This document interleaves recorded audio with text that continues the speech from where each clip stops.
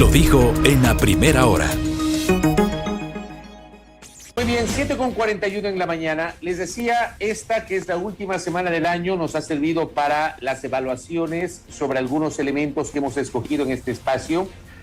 Hay una multiplicidad de temas que hemos procurado abordar. El día lunes hicimos un análisis sobre la situación política que nos dejó 2021 en lo político, un año de transición en esa materia, cómo se proyecta 2022. Ayer hicimos una evaluación desde el punto de vista legislativo, el trabajo de la Asamblea Nacional y cómo se proyecta la Asamblea para 2022, que tendrá algunos retos fundamentales, entre ellos el análisis de la reforma laboral que será inminente. El día de hoy, miércoles, que es nuestro penúltimo programa de este año 2021, tendremos mañana jueves el último programa y el viernes obviamente nos acogeremos al feriado de acuerdo al calendario de la ley de feriados. Digo, el día de hoy vamos a aprovechar para hablar del tema sanitario. Realmente la vida de todos nosotros ha cambiado los últimos 22 meses. Con la llegada de la pandemia, el COVID-19 omnipresente a nivel planetario, Ecuador no ha podido abstraerse de aquello. El proceso de vacunación, las últimas restricciones, la llegada de las variantes, la variante Omicron que ha generado mucha preocupación a nivel planetario y particularmente acá en el Ecuador. Bueno, esos son los temas que serán materia del panel que vamos a tener en los siguientes minutos con tres distinguidos profesionales, a quienes agradezco por la gentileza de sumarse a este esfuerzo informativo de este noticiero a primera hora por Sonorama, para justamente trasladar desde este espacio a nuestra audiencia la visión de quienes conocen mejor que nosotros estas materias vinculadas a la situación sanitaria. Quiero dar la bienvenida a la doctora Carola Cerillo, ella es pediatra infectóloga, al doctor Daniel Simancas, él es director de investigación de la Universidad UTE, y al doctor Diego Barahona, jefe de la unidad de cuidados intensivos del Hospital de los Valles. A los tres, muchas gracias por su generosísima decisión de participar de este espacio, de este panel, para juntos explorar y hacer un análisis sobre lo que nos ha dejado este 2021, que digamos, completamos 22 meses desde que llegó la pandemia, aquel 16 de marzo del 2020, pero que claro, a diferencia de 2020, cuando cerramos 2020, hoy al cierre de 2021 tenemos la vacunación, tenemos tal vez una situación distinta a la del cierre de 2020. Gracias a nuestros invitados. Empiezo con Carola Cerillo. Doctora Cerillo, bienvenida, buenos días. Me gustaría un criterio suyo, una valoración general sobre cómo usted evalúa estos 22 meses de pandemia. Doctora, bienvenida, buen día.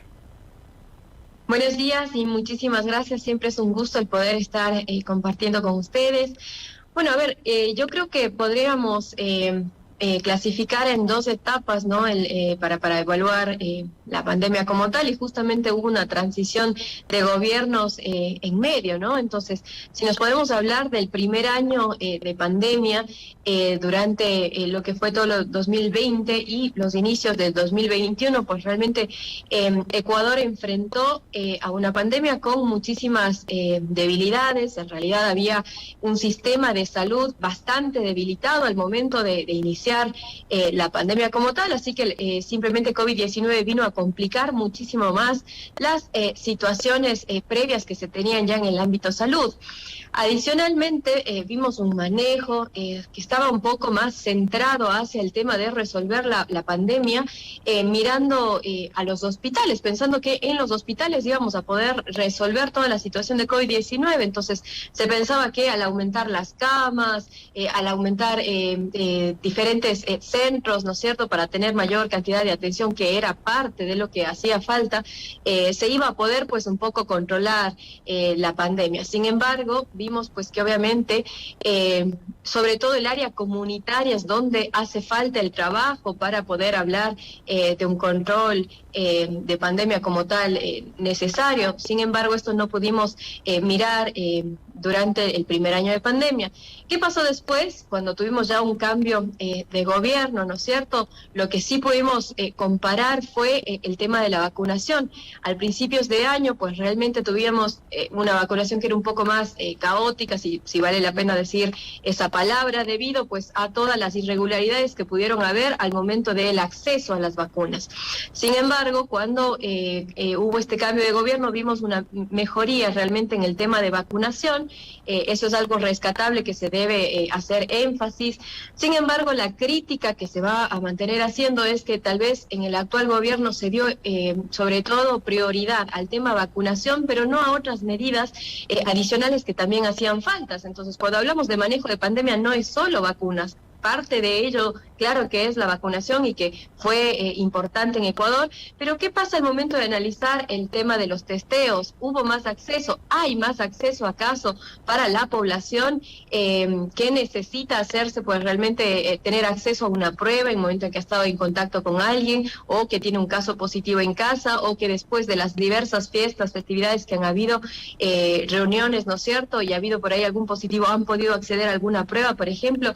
¿Qué pasó con las medidas de bioseguridad? Si bien se empezó a posicionar un poco más el tema de que la ventilación era clave para controlar las infecciones como tal, ¿qué hemos hecho para controlar que la ventilación se cumpla? ¿No es cierto? En este momento estamos hablando de que se están pidiendo, por ejemplo, carnets de vacunación en los diferentes lugares, que me parece una medida bastante debatible, que puede ser interesante tomarla en cuenta. Sin embargo, ¿qué hemos hecho para verificar realmente el tema de la ventilación y los aforos estén controlados? ¿Acaso tenemos medidores de CO2 instaurados, por ejemplo, en los lugares públicos donde están cerrados, donde no existe suficiente ventilación, como para decir que estamos garantizando medidas de bioseguridad y no habernos quedado en el pasado con el tema de tengo agua o tengo alcohol en gel y mido la temperatura, sí, para decir que estoy hablando de medidas de bioseguridad?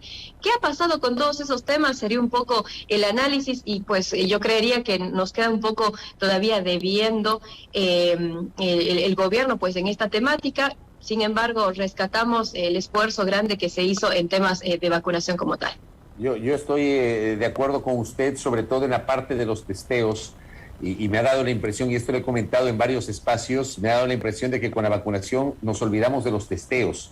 Además que fue una cosa de locos que durante un año los precios de las pruebas PCR, de las pruebas de antígenos eran exorbitantes, hasta que se les ocurrió la ingeniosa idea de limitar el valor de las pruebas. O sea, una cosa de locos la que justamente enfrentamos en el Ecuador. Daniel Simancas, doctor, bienvenido, buen día. ¿Cómo evaluamos estos 22 meses de pandemia, pero particularmente este 2021, doctor?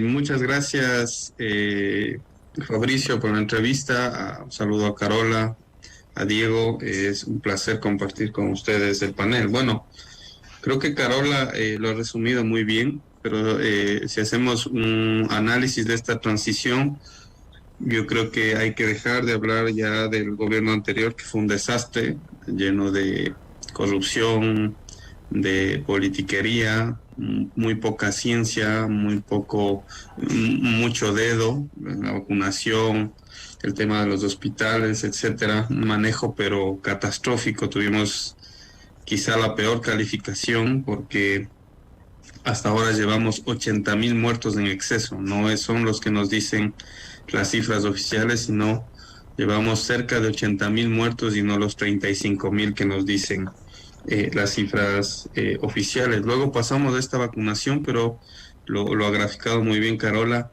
pero creo que entramos en un triunfalismo vacunal. Al inicio todos apostamos por la vacuna, colaboramos donde universidades, la parte privada, todos pusimos nuestro granito de arena para colaborar en este esfuerzo, que puede ser el esfuerzo más grande que ha hecho el país en la historia de la salud pública, ¿no? Una vacunación que alcanzó reconocimiento internacional. Pero luego caemos en este triunfalismo vacunal, que no sé si compartí un artículo que hicimos, pero esto lo que da es una falsa percepción de seguridad y vienen mensajes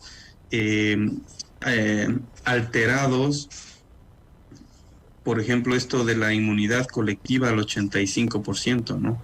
Entonces se repite este mensaje como que en diciembre, ahora dicen en enero, ese mensaje de riesgo, ese dualismo, invitando quizá a la gente a fantasear con el fin de una pandemia. En el Ecuador, en ninguna parte del mundo se acabará esta pandemia, ni en diciembre ni en enero. Así que este triunfalismo vacunal nos hace daño. Muy pocas pruebas, muy poca vigilancia epidemiológica. Estas pruebas son un negociado, o sea, hay que investigarlo porque no bajan de precio. $45 $35 están hace rato. No liberan las pruebas para que haya estas pruebas que se hacen en casa. Los testeos masivos. Los testeos masivos. O la compra de pruebas de antígenos de venta libre en las farmacias, ¿no? Como ocurre en otros países. En el Ecuador no es posible. Con un código de seguridad, tratando de hacer vigilancia para obtener los resultados, informando. Y luego la comunicación, Fabricio. Hemos dado clases a colegios, a docentes, a universidades. El tema todavía no está resuelto. Hay una comunicación de riesgo muy poco productiva, que se entiende muy poco. La gente se topa la mascarilla, la gente está en un restaurante con 100 personas, sale a la calle y se pone la mascarilla. O sea, hay un desconocimiento todavía luego de 2 años de pandemia, y eso también es parte de responsabilidad ciudadana, pero también parte de la responsabilidad de las autoridades. Los porcentajes de vacunación, mira lo que está pasando en Santo Domingo, 50% de la población vacunada. ¿Qué pasó ahí? Y ahora llenas las UCIs con un montón de contagios. Entonces realmente estamos perdiendo incluso a veces la batalla con estos grupos antivacunas que tanto daño nos hacen. Entonces hay que hacer un análisis, una crítica. Parece que caímos en un triunfalismo vacunal y eso no es sano desde ningún punto de vista. Correcto, doctor. Le doy la bienvenida al doctor Diego Barahona. Antes ya los había entrevistado tanto a Carola Cerillo cuanto a Daniel Simancas. Tengo la oportunidad por primera vez de dialogar, de tenerlo en esta mesa de trabajo al doctor Diego Barahona. Él es jefe de la unidad de cuidados intensivos del Hospital de los Valles. Es especialista en medicina crítica y terapia intensiva por la Universidad de Buenos Aires, Argentina, profesor de medicina interna por la Universidad Central del Ecuador. Doctor Barahona, qué gusto contar con su presencia y con su gentileza de acceder a este espacio. Igualmente, en el mismo contexto que la doctora Cerillo y el doctor Simancas, doctor Barahona, evaluemos estos 22 meses de pandemia. Tenga la bondad. Muchas gracias, Fabricio, por la invitación. Es un honor para mí estar en esta mesa de trabajo con colegas muy reconocidos como Daniel, Carola. Muchas gracias por permitirme estar en este momento. Yo quiero contextuar un poco ahorita que hizo usted la pregunta. Me acuerdo de que yo he vivido 3 pandemias y espero ya no vivir más. Viví la pandemia del H1N1 en el año 2009, cuando trabajaba en el Hospital Eugenio Espejo. Fue la primera pandemia que nos asustó a todos y sería solamente hablar de eso una hora. El rebrote que hubo en el 2017 lo viví también en un hospital público, ya un poco más entrenados en cuanto a ventilación mecánica, el rebrote del 2017. Pero esta pandemia no se parece a ninguna de las 2 anteriores. Esta sí, creo que nos tomó sin ninguna experiencia, con mucho miedo, hay que confesar. Yo voy tal vez a dar otra óptica de mis colegas que han dado su punto de vista muy importante, pero mi óptica va a ser un poco diferente.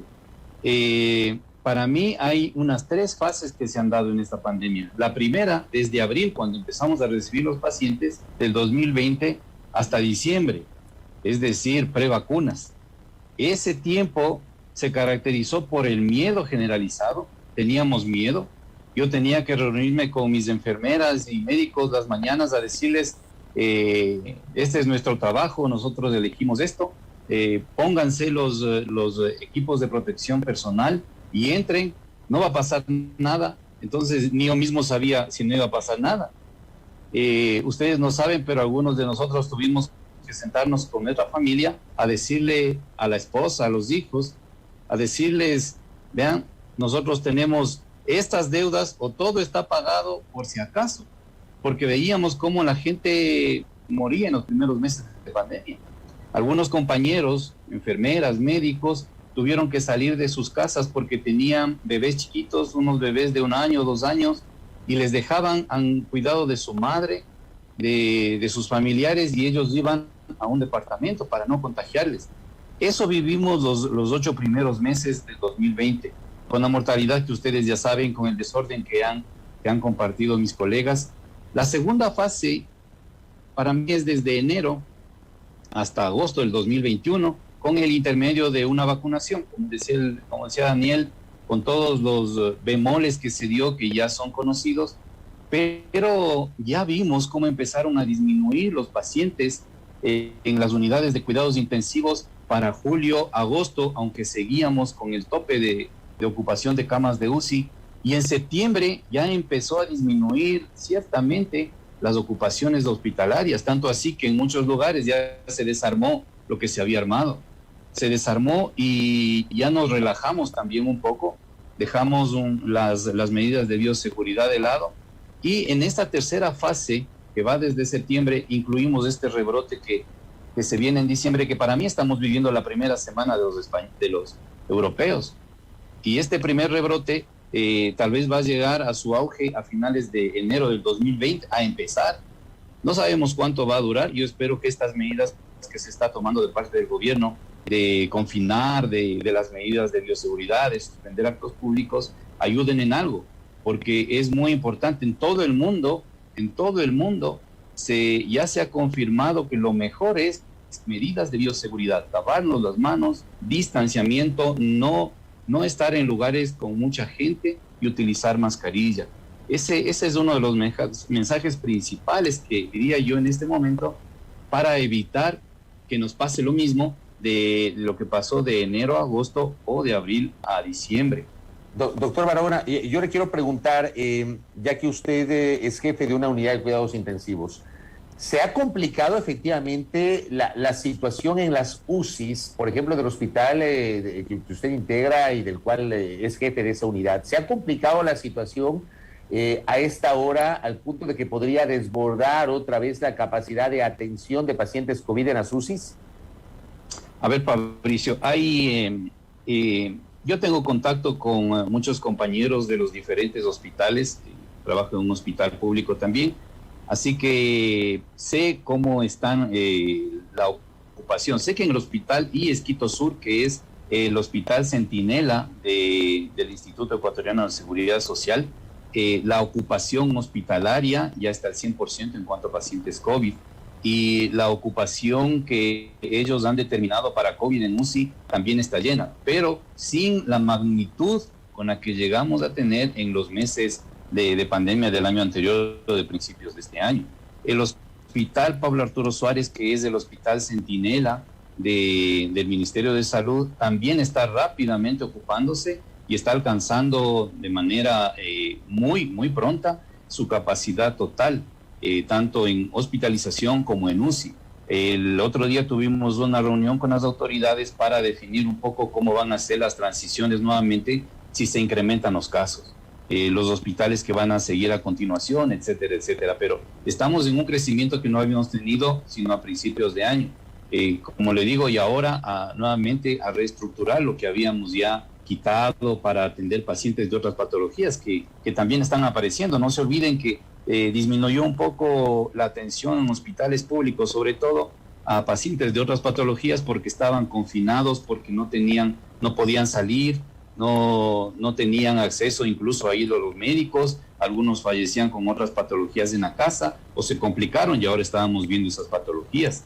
Pero hoy estamos sin confinamiento, estamos libres, así que la cantidad de pacientes de trauma, de sepsis, de otro tipo de enfermedades que llenan los hospitales, además del COVID, estamos atendiendo a los pacientes.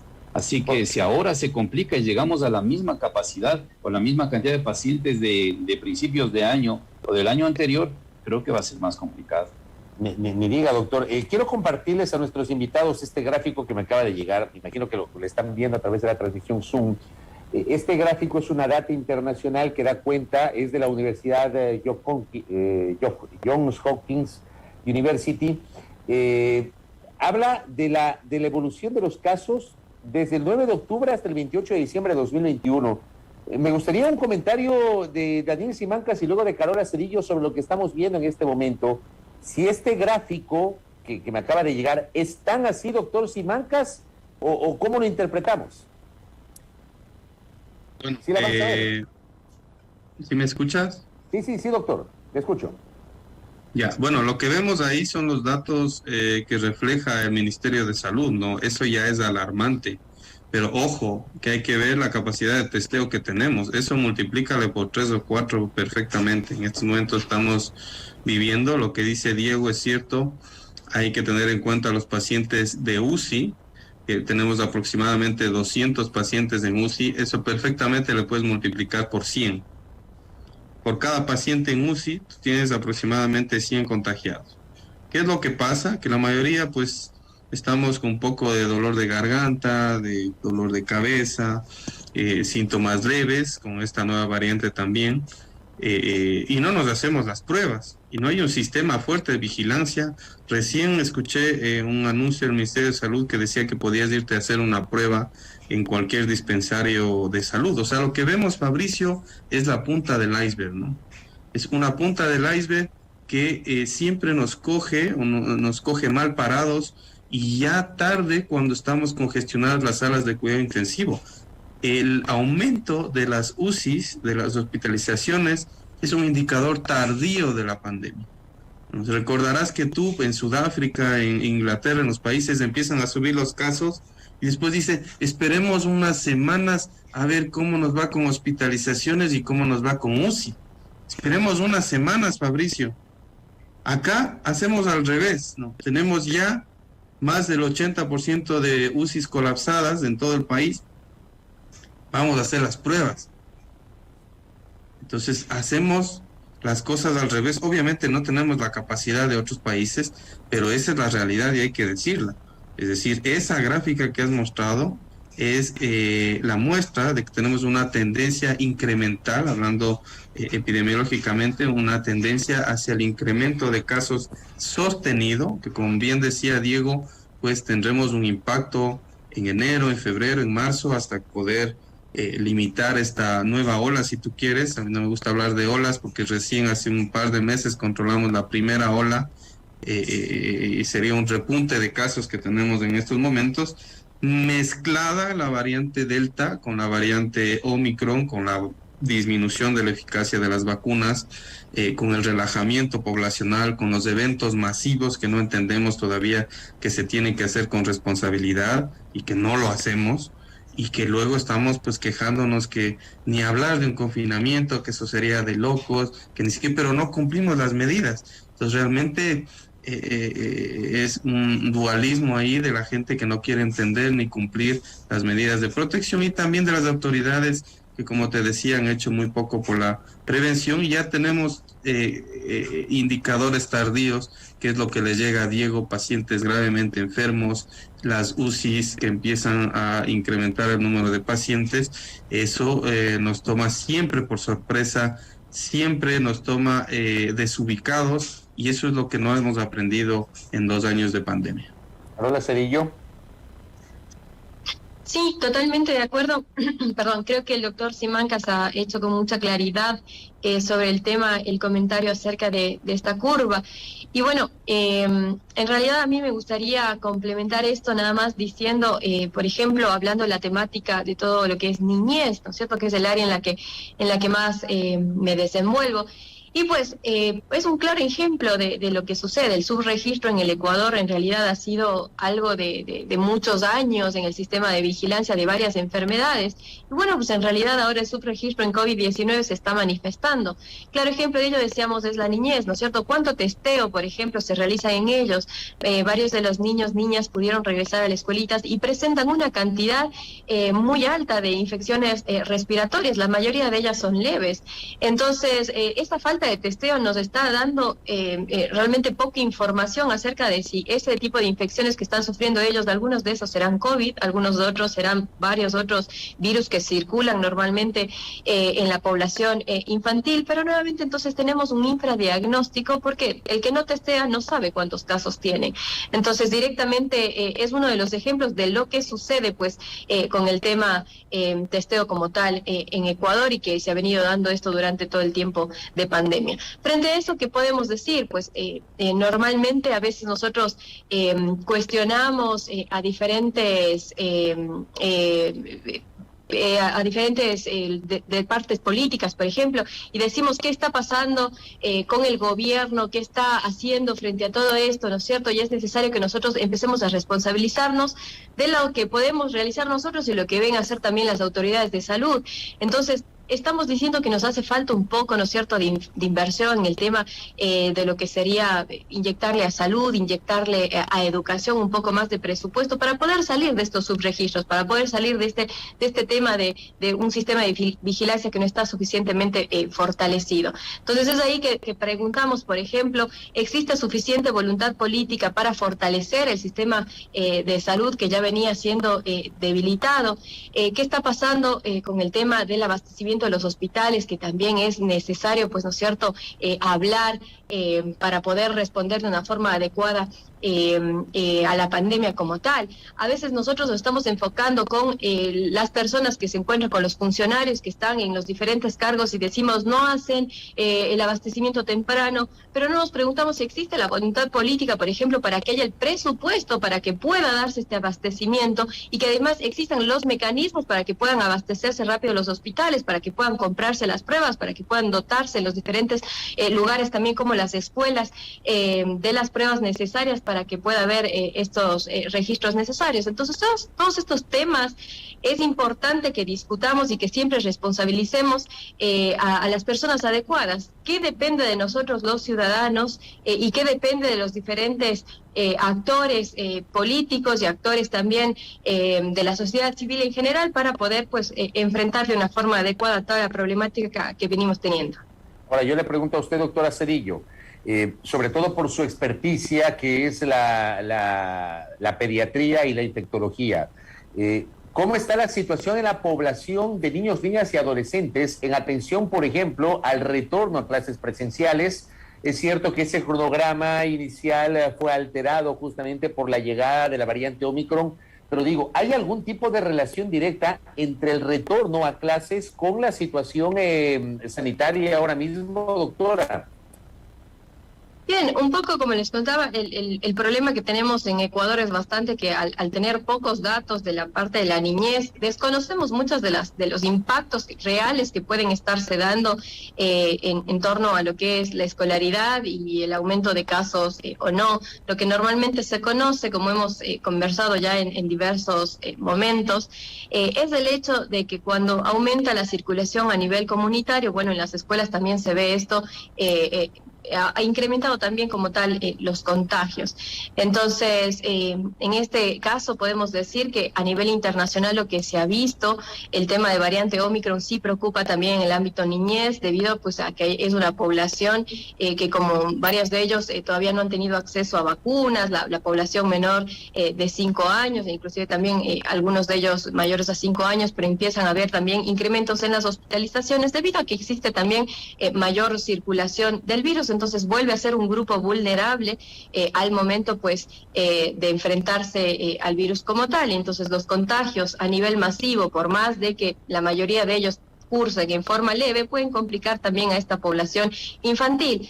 Por ahora no hay un dato específico de decir, pues, que ya esté la alteración en los cuidados intensivos a nivel de la niñez, pues realmente todavía ese impacto grande no lo tenemos, pero sí existe, pues, obviamente una cantidad de infecciones respiratorias superiores en la niñez que no estaríamos todavía logrando identificar si la mayoría son COVID o se tratan de los otros virus circulantes debido, pues, al poco testeo que se realiza, lo que normalmente en otros países que se prioriza la salud, pues, como tal, pues la población tiene acceso en forma gratuita y no se convierte un poco en una situación de que quien pueda pagarlo puede testear.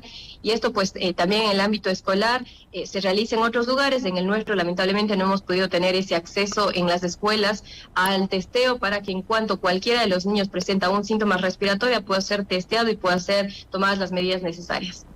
Doctor Daniel Simancas, gracias, doctora Cerillo. Doctor Daniel Simancas, hay algunas inquietudes que yo tengo de nuestra audiencia que está muy activa, pues, escuchando este espacio, sobre todo por este recrudecimiento de la situación sanitaria. Yo le quiero preguntar, se ha leído, pues, en las últimas horas que la variante Omicron es más contagiosa, pero no más letal que las otras variantes del COVID, e incluso en Sudáfrica, con la misma velocidad que se incrementaron los casos, han comenzado a bajar. ¿Es tanto así? ¿Cómo se puede interpretar el comportamiento de Omicron, doctor Simancas? Los datos están apareciendo, no hay un dato así para yo afirmarte que es tan leve como se piensa, pero todo apunta a que quizá Omicron produzca menos hospitalizaciones por varios aspectos, por el tema de que no afecta tanto el parénquima pulmonar, por el tema de que se encuentra en una situación, entonces no sabemos si es una menor afectación por la variante, por sus características intrínsecas o por dónde se encuentra en el escenario epidemiológico actual. ¿Qué quiere decir esto? Si usted tiene una persona que entra a un centro comercial y empieza a dar una ráfaga con una metralleta, pues se va llevando a 150 personas. Entonces, ¿cuál es la letalidad de este sujeto? Pues altísimo. Pero si este entra a disparar a un grupo de policías totalmente armados, con cascos y todo, pues no va a ser tan letal. Quizás se vaya llevando unas 20 personas. Entonces, ¿qué estamos haciendo? ¿Qué se está investigando? Saber si en verdad esta variante es menos agresiva o las vacunas, la inmunidad natural está funcionando de tal manera que produce dos cosas. Primero, menos hospitalizaciones, menos UCI que se está viendo a nivel mundial, y también está cayendo la curva muy rápidamente, que son noticias halagadoras. Ahora, hasta que pase eso, como bien decía Diego, tenemos muchas semanas encima, vamos muchas semanas tarde de lo que está Europa, pero se está viendo que Sudáfrica, la pendiente, o sea, esto que tú mostraste, Fabricio, este pico tiende a caer muy rápidamente. Eso estamos viendo en Sudáfrica, y probablemente ya no nos dure a nosotros la ola hasta marzo o hasta abril, sino quizá en febrero pues ya tengamos un descenso. ¿Cómo pasamos de esta ola, Fabricio? Yo quiero que la gente se imagine, estamos en una ola, ¿no es cierto? ¿Cómo vamos a pasar de esa ola? En esa ola pueden pasar muchas cosas, que la vamos a superar, por supuesto, pero ¿cómo la vamos a pasar? Con las UCIs llenas, con exceso de pacientes, con exceso de muertos. Entonces, esa es la pregunta realmente. Si esta variante es más contagiosa, porque lo es de entre 1 y 3 veces más contagiosa, Fabricio. Si Delta contagiaba a 5 personas en una reunión, pues esta Omicron contagia entre 10 y 14 personas. Es una máquina de contagio, esta Omicron, no sabes ni dónde te contagias. Bastaría pocos segundos para que una persona ante la presencia de un infectado. Por eso es que ahora tenemos las llamadas telefónicas. No sé si a Carola y a Diego dices que no sé dónde me contagié, lo único que fui es hacer lo mismo que hacía, me fui a tomar en una terracita un café y pues eso fue suficiente, quizá por ahí. Entonces no entienden cómo se contagian, es porque el contagio es por el ambiente, por los aerosoles, y por eso las medidas se tienen que intensificar, Fabricio. Así que más contagiosa, evade las vacunas y la respuesta inmunológica natural, son las características. Parece que provoca síntomas más leves, eso es bueno y malo. Si provoca síntomas más leves, tendremos a mucha gente enferma, con carraspera, con secreción nasal, con dolor de cabeza, pero que se moviliza, que va llevando el virus por aquí por allá. Si provocara síntomas más graves, pues la persona se quedara en casa, estuviera inmovilizada. Entonces es ahí un dualismo de entender cómo es la propagación de este virus, que probablemente ya para finales de enero pues conquiste el mundo, ¿no? O sea, sea el responsable prácticamente del 100% de los casos, porque está desplazando a Delta. Así que esto de decir es más suavita es relativo. Si hay más contagios, si hay miles de contagios, igual vamos a tener colapsadas las UCIs. Y Ecuador no soporta incidencias como otros países, como Inglaterra, como Alemania. Nosotros, cuando empiezan a incrementar los casos, en estos momentos tenemos 2 o 3 pacientes en lista de espera, esperando una UCI. Así que el recambio quizá de camas es más lento, tendremos que ampliar como lo hemos hecho, pero lo que dice Diego, ¿no? ¿Qué pasa cuando el Ministerio de Salud incrementa el número de camas? Dejamos de atender a alguien, ¿no? ¿Y qué es lo que pasa cuando dejamos de atender a alguien, Fabricio? Esa familia tiene que ir a buscar una clínica, y empeñar quizá toda su fortuna, lo que ha ahorrado, y pagar 60, 70, 80 mil dólares porque el sistema de salud gratuito, el que paga el seguro social, ya no tiene camas. Entonces viene la crisis económica, viene la depresión, viene la ansiedad, viene todos estos determinantes de la salud que lo que provocan es este exceso de muerte que te hablaba, que no solamente es COVID, sino relacionado muertes a la pandemia por falta de atención también de otras enfermedades. Claro, y también hay quienes no tienen forma de garantizar la atención, y yo conozco casos de pacientes contagiados muy gravemente que no lograron sobrevivir. Realmente lamentable. Sobre el tema de las UCIs, por ejemplo, doctor Barahona, recibo un mensaje de uno de nuestros internautas que reside en España y dice: aquí en España no se están saturando las UCIs, hay mucho contagio, pero no con casos graves para hospitalizaciones en UCI. Eso que nos dice uno de nuestros oyentes, internautas, de lo que pasa en España, doctor. Extrapolemos eso a la situación de UCIs aquí en el Ecuador, doctor. Interesante lo que dices, Fabricio, porque en España yo tengo algunos amigos y en el Twitter estamos ahí en contacto, y el otro día leí un mensaje que mandaba alguno de ellos y decía: no es posible que en este fin de semana no tengamos datos del incremento de casos COVID variante Omicron en España, entonces en alguna de las ciudades. Y ellos un poco también se quejaban frente a la lentitud del gobierno en dar datos. Yo voy a hacer un poco referencia a lo que dijo Daniel. Muy interesante el ejemplo, que cuando se entra a un centro comercial y se entra con una metralleta como una variante beta a delta, mata un montón y los que salvan son pocos. Con Omicron, que es 70 veces más rápido el contagio que con la delta, pero no es una metralleta, puede ser un arma de menor calibre, pero la mayoría que puede estar hoy con un escudo que le defienda de eso que es la vacuna. En España es del 50%, o en Europa en general, el 50% de personas no se ha vacunado en un porcentaje global. Que 50% de personas no tengan un escudo, van a recibir la herida, la bala, y por menor calibre que sea, le va a causar mucho daño. Nosotros estamos intentando llegar a la inmunidad de rebaño. Otra cosa, haciendo referencia a lo que decíamos del Omicron y el Delta, la curva que tú presentaste, Fabricio, es desde octubre, noviembre, diciembre, y hace 15 días, recién no se olviden, que recién reportamos que la variante Omicron estaba en el Ecuador. Así que esas otras eran el 90% Delta. Y esas Delta habían tenido menor contagio que los meses anteriores. Pero es importante ahora saber que esta Omicron, si bien se contagia muy rápido, como ha sucedido en España, también ellos nos han dicho, la OMS dice, al parecer no es tan letal como Delta o como la Beta, pero es mucho más rápida. Nosotros esperamos que eso sea así. Estamos esperando que ya se convierta en un contagio generalizado en todo el país para ver cómo nos va con esta variante Omicron. Pero lo que sí hay que saber es que, como tú decías, Fabricio, en este momento, en esta tercera fase de la pandemia, estamos con un agotamiento de reservas de medicamentos, insumos en la parte pública, estoy hablando. En el Ministerio del IES hemos escuchado en las noticias que no hay medicamentos para esto, y no se ha tomado en cuenta el agotamiento del recurso humano, como decía, de los médicos y de las enfermeras que han vivido 22 meses de esta pandemia. Ellos también están agotados.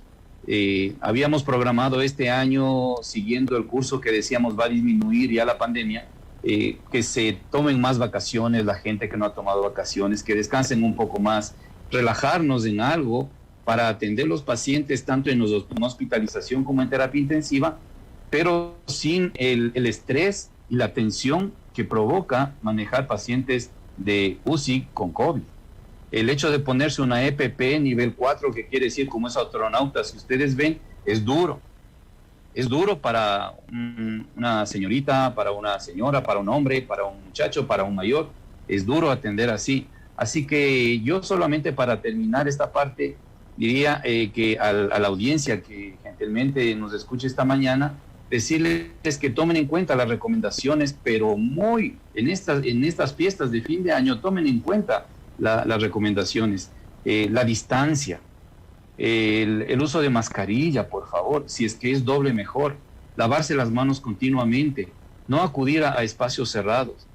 Sí, dejemos pasar este tiempo para ver si es que a finales de enero no nos afecta tanto esta nueva variante y nos vemos complicados, porque ahí sí las UCIs y todo van a volver a la cantidad y al exceso que teníamos de pacientes en espera de UCI, que significa simplemente que si no se ingresa a una UCI un paciente va a fallecer. Eso no teníamos en cuenta. Sí, cierre la idea, es que le quiero hacer una pregunta, pero cierre la idea que estaba diciendo. Ya me olvidé lo que te estaba diciendo. A ver, doctor, perdón que le haya interrumpido. Lo que pasa es que tengo un mensaje que quería trasladarle de una de nuestras oyentes, que dice, si es posible que las UCIs estén saturadas de COVID con los no vacunados, que creo que esta es la discusión. Está claro, y creo que hemos aprendido también de lo poco que hemos conocido los ciudadanos, gracias a ustedes los especialistas, que la vacuna es un escudo, pero no es un escudo que nos garantiza 100% inmunidad, pero trata de minimizar los efectos del COVID-19. Yo le pregunto si las UCIs están con problemas con no vacunados o con vacunados, doctor. Una de las UCIs, te voy a hacer referencia a dos UCIs que tienen importante ocupación. Una de las UCIs nos decía que el 70% es de personas no vacunadas y 30% de vacunadas. Pero otra UCI que me dijeron ayer, de 10 pacientes, 9 están vacunados y 1 no vacunado. Entonces, te deja pensando un poco acerca del comportamiento de Delta en este tiempo, porque asumimos que Omicron todavía no es comunitaria así para todos los pacientes, ¿no? Entonces, eso es relativo. Y esto se entiende porque simplemente poniendo un ejemplo, el virus tiene una proteína, una espícula, un palito en la parte externa que todos hemos visto, que se pone como, que va como una llave a la cerradura de la puerta en la célula humana, y así se contagia. Cuando nosotros nos vacunamos o ya nos hemos contagiado y tenemos inmunidad, cualquiera de esas situaciones, nosotros hacemos que la vacuna o la inmunización vaya donde esta llave y no le permite entrar a la cerradura que es la célula humana.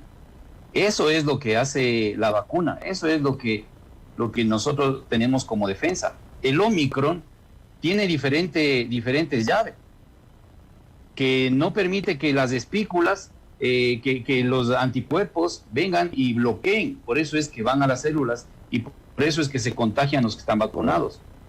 Correcto. Creo que Daniel Simancas quería agregar algo, doctor, porque le veo levantando la mano. Desesperadamente. A ver, doctor, antes de dar la palabra a la doctora Cedillo. Doctor. Ya, solamente un segundo ya. Vamos a tener más pacientes vacunados. Es un tema de proporción. Por favor, eso, te pido, Fabricio, que hagas hincapié en eso. Tú eres muy influyente.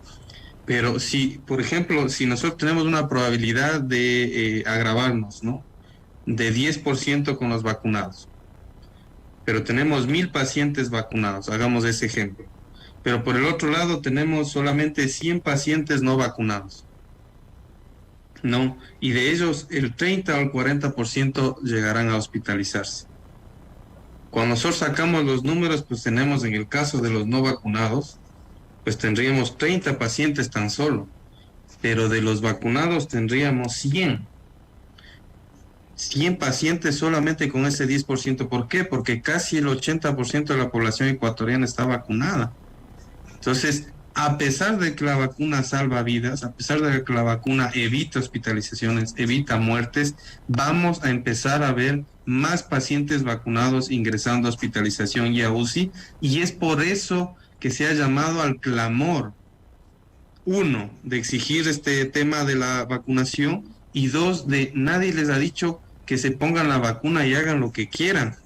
Pónganse la vacuna y protéjanse. ¿Por qué? Porque la vacuna no es 100% efectiva, por eso es utópica la inmunidad de rebaño, no es 100% efectiva. Luego de la vacunación tenemos que seguir protegiéndonos porque hay un porcentaje de personas vacunadas que seguirá enfermando, que seguirá muriendo, y tenemos que decir las cosas como son. Entonces, no es llamativo que Diego tenga en su UCI de 10 pacientes, pues tenga 8 vacunados y 2 no vacunados, pero eso no quiere decir que la vacuna no funciona, pues.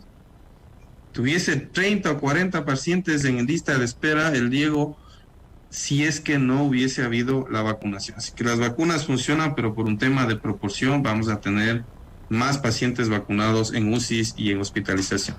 Correcto, gracias por ese aporte. Doctora Cedillo, le quiero agradecer a mi colega Ruda Barca, que me escribe desde Loja y me envía un aporte. Entiendo que esta es una publicación de Diario La Hora, que dice, sí, es una publicación de hoy, justamente. Contagio de niños aumentó en diciembre. 150 casos se registran en el país, un 70% son asintomáticos y registraron el contagio tras el contacto con un adulto positivo.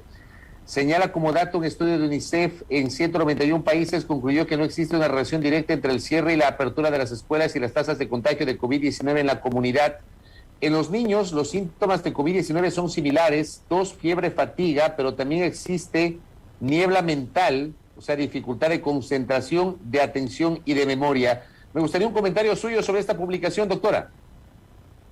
De acuerdo, Fabricio, muchas gracias. Yo creo que lo que está comentando en este momento Diario de la Hora son varias cosas que se han mencionado ya con anterioridad. El caso de los niños es una situación de síntomas generalmente leves. Ahora, se encuentra en muchísimo estudio toda la temática de cuáles las consecuencias posteriores que pueden llegar también a la población infantil, debido a que como tenemos normalmente menor registro en ellos, por ahí no hemos terminado de concluir con ellos realmente cuáles son los efectos que pueden darse a largo plazo. Está ya descrito por diferentes estudios internacionales. Uno de los primeros que salió pues realmente fue del Reino Unido, que tuvo también esa población infantil con varios impactos y que tuvieron testeo en ellos, sobre todo de la posibilidad de que existan también síntomas a largo plazo con esta niñez, como se ha mencionado, estos síntomas neurológicos que pudieran existir. Siempre la población infantil en esta época COVID ha sido más difícil de ser bastante categóricos y decir, bueno, esto pasa exactamente con los niños porque son los menos estudiados, ¿sí? La niñez realmente no fue una de las priorizadas debido pues a la connotación que tenía el COVID-19 aparentemente en ellos, pero sin duda existen estas posibilidades y están siendo descritas toda esta situación de que puedan haber síntomas diversos y prolongados también en esta población infantil, como para querer minimizar a un resfriado leve en la mayoría de ellos. Falta un poco por ejemplo, de doctora, perdón que le interrumpa, me preguntan, ¿cómo diferenciamos en un niño de 2 años si sus síntomas son una gripe simple o el COVID-19? La única forma de diferenciarla es con una prueba, no hay otra. O sea, por eso es tanto nos escuchan hablar al respecto de que queremos pruebas, queremos inversión en salud, queremos esta situación de que haya un poco más de priorización para la niñez, debido a que no hay otra forma. O sea, realmente si tiene algo de tos, si tiene dolor de garganta, si tiene fiebre o que no tenga, cualquiera de los síntomas puede ser COVID. Entonces, realmente sin pruebas no tenemos idea de si el niño debe ir o no a su guardería, a su escuelita, ¿no es cierto?, de si hay que hacer un cerco epidemiológico, de que si hay que hacer alguna situación. Sin pruebas no sabemos absolutamente nada, tanto en la niñez como en los adultos, pero en la niñez es mucho más grave porque ellos tienen muchísimos más virus que pueden estar causando estos síntomas. Entonces los niños viven con muchas infecciones respiratorias recurrentes. Al año tienen 6, 7 cuadros de infección respiratoria como al menos. Entonces es muy complicado querer hacer diagnósticos y seguimientos en la niñez, hablar de datos en la niñez si no tenemos los testeos necesarios y adecuados. Correcto. Estoy prácticamente cerrando y pasándome con el tiempo. Les quiero pedir a cada uno de ustedes una última reflexión en 1 minuto sobre cómo se proyecta 2022 y qué recomendamos a nuestra audiencia. Doctor Diego Barahona, recomendación final en 1 minuto, por favor. Gracias, Fabricio. Las recomendaciones son al Ministerio de Salud. Yo sí quisiera pedirle que los meses para que se vacune el refuerzo deberían ser menos de 6 meses, deberían ser de 4 a 5 meses, porque vemos que los pacientes que están llegando a hospitalización son aquellos vacunados que no se han vacunado el refuerzo todavía. Estoy hablando de la tercera dosis, aún de la segunda dosis. Al público, a todos la gente que nos escucha, pedirles que acudan a vacunarse. Como tú decías, luego que si ya estoy complicado y tengo que ir a un lugar donde me va a costar mucho dinero, eso me va a salir mucho más que acudir a un centro gratuito donde me vacunen y pueda estar inmunizado frente a esto. Tercero, Si es que alguien tiene sintomatología leve, buscar asistencia sanitaria. Así vamos a detener la propagación de este virus. Busquemos asistencia sanitaria para que nos hagan la prueba, el PCR, y podamos descartar y nuestra familia no tenga el riesgo de contagio. De hecho, se prevé que los primeros meses de 2022 van a ser la nueva ola mundial y ahora con la nueva Omicron que ha venido hace 15 días, vamos a tener aumento de pacientes en nuestro país también. Pero sí, con estas recomendaciones y pedirles tranquilidad sobre todo y que cumplan con todo lo que nos dice el COE y el Ministerio de Salud, continuemos para que tengamos menor cantidad de infectados en este año. Gracias, doctor Barahona. Doctor Daniel Simancas, recomendación final para nuestra audiencia. Seamos sensatos, seamos conscientes, prudentes en estas fiestas que se vienen el fin de año. Si usted está enfermo, si usted tuvo una reunión en la cena de Navidad, está con síntomas, hágase una prueba. El mejor regalo que le puede dar para este fin de año a su familia es hacerse una prueba o no asistir si está contagiado. Si usted está con síntomas y le sale la prueba negativa, debe permanecer también aislado porque las pruebas fallan. Con Omicron las pruebas están fallando también, quizá en un porcentaje adicional que lo que fallaban con las otras variantes. Mascarilla, doble mascarilla en los buses, por favor. Ya una mascarilla no es suficiente. Las mascarillas de tela solo sirven como refuerzo. Utilizar KN95 o N95 o una mezcla de una quirúrgica con una de tela. La de tela sola no sirve definitivamente. Abran las ventanas, por favor, reúnanse al aire libre.